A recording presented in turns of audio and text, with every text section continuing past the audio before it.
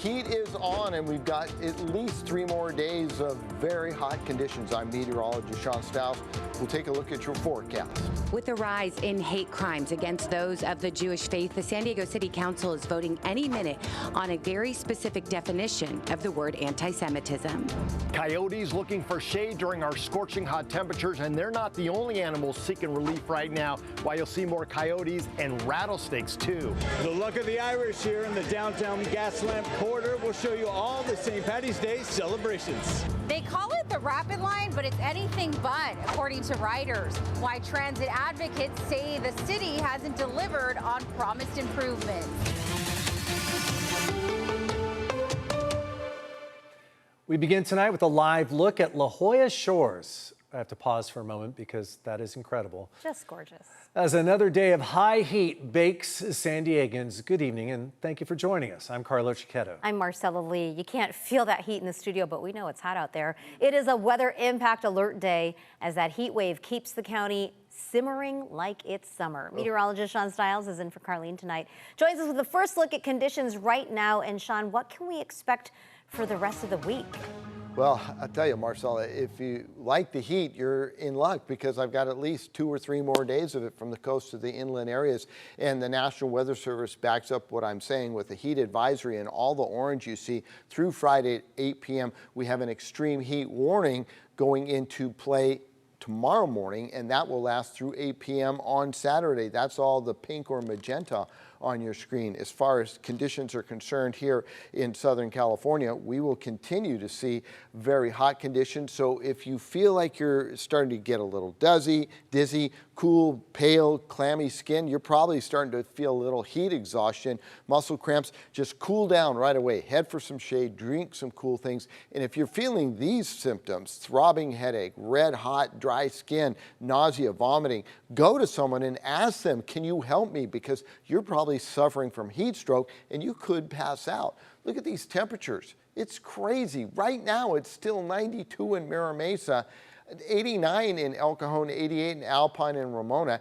And as far as it's still staying hot, like I said, right on through Friday, low 80s along the coastline. It's the inland microclimates where the heat really stays ramped up. And we're talking about Thursday, looking at possible low 100s in some of the western parts of the inland microclimates. I'll have more in just a bit. Thanks, Sean. And remember, you can find our extended weather forecast on our CBS 8 app. Download on your TV and watch for free. Some tense moments in City Heights in the last few hours after a fire broke out at an apartment building. It happened at Euclid and Home Avenues. That's where News 8's Richard Allen joins us live with what we know right now. Richard. And Carlo and Marcella, tense is right. Dozens of residents here at the Home Avenue apartments here in City Heights still not able to get back into their apartments after a second alarm fire broke out this afternoon in a second floor unit. You can see firefighters right there investigating the aftermath of this fire. But take a look at this video taken by Luisa Barra, one of the residents here at the building. Firefighters tell us that they got the call at 3:30 this afternoon with flames and smoke filling that second-story unit. Now, no word yet on exactly where the fire started in the apartment, but it spread to 2 adjoining units as well as an upstairs unit. Now, residents were all quickly evacuated as firefighters arrived here on the scene, putting the fire out in a matter of minutes. Now, though, the cleanup and the investigation begins as to what exactly started this fire. At this point, close to a dozen residents are displaced, unable to return to their units, which are uninhabitable. We understand Red Cross has been called in to help them arrange a place to stay for the time being. Also, fire officials have still not allowed any residents living in the front part of the building to return to their homes. Many folks are getting home from work, from school, still anxiously awaiting the green light to be allowed to go back into their homes. But back out live here in City Heights, the good news in all of this, Carlo and Marcella, is that nobody was injured. Of course, we will continue to follow this. We'll bring you the latest on CBS 8 on air and online. Carlo and Marcella. Thanks so much, Richard. And speaking of fires, especially ones that break out during high heat, weather-related events are once again top of mind for state officials. Tonight, News 8 State Matters political reporter Jenny Ha is breaking down the proposals introduced today to tackle those concerns. Can say the state is at a tipping point and that the lessons learned from the historic Los Angeles wildfires entail more needs for wildfire prevention. California has a problem. This is the luck of the Irish day. Well, our luck is run out. California Senate Republicans Tuesday afternoon introduced their wildfire risk reduction and insurance affordability package.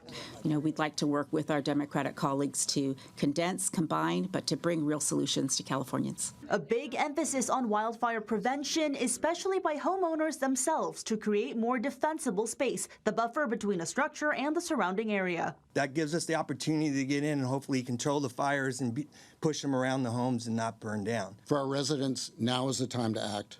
Clear your defensible space. Harden your homes. Several bills seek to incentivize homeowners to do just that. Senator Maria Alvarado-Gil is proposing state income tax credits for those who make their homes more fire safe, like through fire-resistant roofing, ember-resistant vents, and defensible space. Making it much more affordable to reduce ignition risk, which are often coupled with insurance discounts. If a home is quote-unquote hardened, they say that can help with insurance too, which has been a key concern as major insurers like State Farm pull out of California, and even the FAIR plan, California's insurer of last resort, is underwater and seeking major premium increases amid a surge in demand. Also help to build household resilience without relying solely on strained utility grids. Alvarado-Gil is also proposing tax credits for those that have backup power systems like a generator or solar battery, and for the California Department of Forestry and Fire Protection, CAL FIRE, to prioritize areas with high insurance costs due to higher wildfire risk. I think if they know that there's going to be available, robust, affordable insurance on the back end, that will create a whole nother incentive structure to encourage people to do that work in hardening their homes. See, even this is bipartisan, and there's just so many of the same topics being thrown around. We know we're in this together. We need to work together. And so Democratic State Senator Ben Allen is behind two of the Republican bills, one that would give state income tax credits on payments to repair or rebuild homes, and one that would require state agencies to routinely identify regulations that can be suspended post-disaster to expedite the rebuilding process. The family needs to be able to rebuild. We asked Governor Newsom about the Republican proposals and where bipartisanship is possible. His office declined to comment on pending legislation, but said he's invested in wildfire risk reduction like forest management and has worked to stabilize home insurance, though many still say with that increased wildfire risk, they no longer qualify for or can't afford insurance. Jenny Hutt, News 8. Thanks, Jenny. Increased violence against people of Jewish faith is leading to urgent action to better protect the community. Right now, we're waiting for a San Diego City Council vote on whether to adopt the definition of the word anti-Semitism as written by the International Holocaust Remembrance Alliance. News 8's Jenny Day joins us live with what that change could mean. Jenny. Yeah, and as you said, that city council meeting is still underway as we speak. So it's important to note, though, that this vote would not change anything legally regarding charges or freedom of speech. What it does add is a very specific definition to anti-Semitism, which is the discrimination of Jews. So the city of San Diego currently really just has a broad-ranging definition that includes hate crimes of all kinds. Many people spoke out today, though. Again, that council meeting still underway. More than 200 speakers spoke very passionately about their own experiences, family members who have been killed. One woman was even arrested and escorted out. Let her go! Let her go! Let her go! Such hate not seen since the Holocaust. All across the nation and around the world, many of Jewish faith continue to be targeted by hate.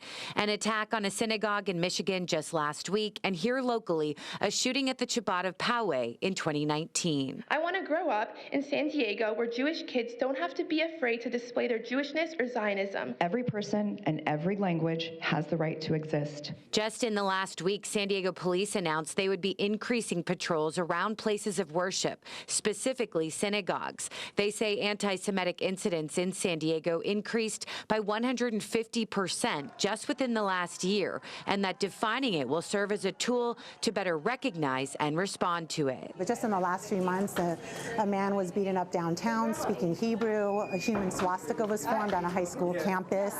The House of Israel is the only cottage out of dozens of cottages in Balboa Park that needs ongoing security because of the threats they constantly receive. Anti-Semitism would be defined defined by the International Holocaust Remembrance Alliance as a certain perception of Jews which may be expressed as hatred toward Jews. Rhetorical and physical manifestations of anti-Semitism are directed toward Jewish or non-Jewish individuals and or their property, toward Jewish community institutions and religious facilities, end quote.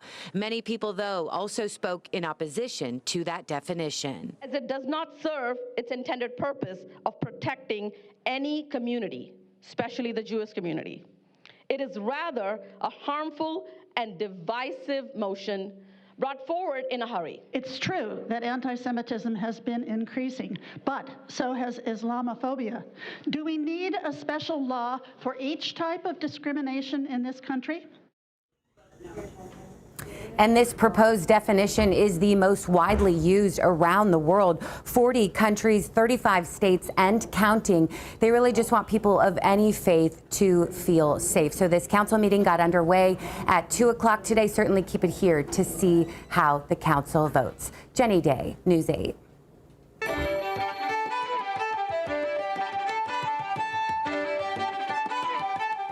The Gaslamp Quarter is a sea of green right now as St. Patrick's Day celebrations ramp up. All right, let's get into the spirit. Bars and restaurants are filling up fast as the festivities get underway. News 8's Brian White is live in the heart of it all. Brian, what's the scene like out there?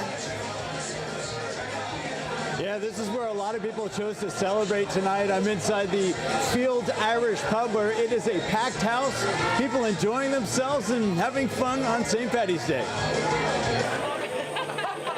The celebration started early here in the Gaslamp, and it has not slowed down. Today, so far, has been really, really nice. Everyone's super cool, loving their Guinnesses. Bartenders say the crowds are strong even on a weekday. There's so many people, like, I'm surprised it's Tuesday. Everyone's out having fun, celebrating Irish culture. And when it comes to drinks, there is, of course, a clear favorite, and bartenders here love to pour it. I like it because nobody really wants cocktails. They all want Guinness, and that's easy for me, so I'm happy about it. For many, this isn't just a night out, it's a tradition. The best place to be in San Diego, it really is. He said tonight. We haven't even made it to tonight. Oh, okay. It's only the afternoon. We're working on it. From out-of-towners to locals. I love the whole vibe here. Everyone is ready to celebrate, and it's a Tuesday at like 1 o'clock, and we're just enjoying life. To birthday celebrations with a little extra luck.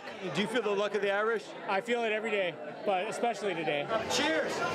And officials are reminding everyone to celebrate responsibly. Law enforcement across San Diego County is increasing DUI patrols tonight. And if you're heading out, there are rideshare options. Uber is offering discounted rides today to help keep people safe. Again, it is a packed house here tonight, but the party is far from over. You can come on down and celebrate here in the Gaslamp. I'm Brian White, News 8. Looks fun out there. You could fit in. Do you need to go? I thought the dress was green. When I pulled it out of my closet today, I'm a little colorblind, so I'm wearing the hat instead. I know, it looked green to me. It's okay. No, I didn't have any green on it for. I just, I put the tie on after, so I get it. San Diego's ACLU chapter is launching a new tool to report alleged misconduct by federal agents. We'll have those details still ahead. Plus, why riders say the city of San Diego's rapid bus line feels like it's always in the slow lane. But first, we're checking in on how local wildlife is coping with this week's heat wave after this.